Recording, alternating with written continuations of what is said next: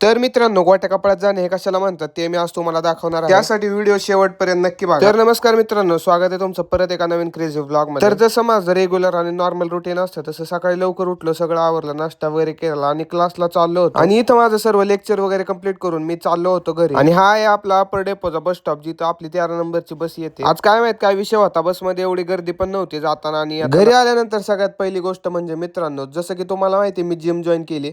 तर मला अंडी खायची होती, त्यामुळे मी 5 अंडी आणली होती दुकानातून येताना.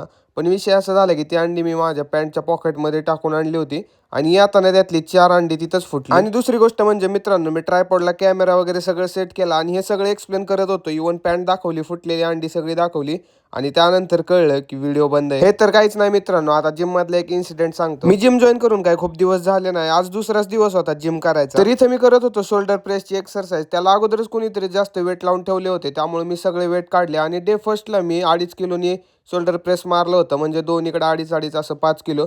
आणि आज मी काय माहित न विसरता दोन्हीकडे 5-5 किलो लावून टाकले आणि त्याचे मला 10-10चे 3 सेट मारायचे होते. तर 2 सेट मी कंप्लीट केले आणि तिसरा सेट मला जातच नव्हता, म्हणजे खूप जड जात होता. आणि आता मी व्हिडिओ एडिट करतोय तर मित्रांनो, एवढा खांदा घाण दुखतोय ना, मी अक्षरशः पेन किलर खाल्ली. बाकी सगळं उद्याच्या व्लॉग मध्ये, त्यासाठी पेजला आत्ताच फॉलो करा आणि व्हिडिओला लाईक पण करून टाका.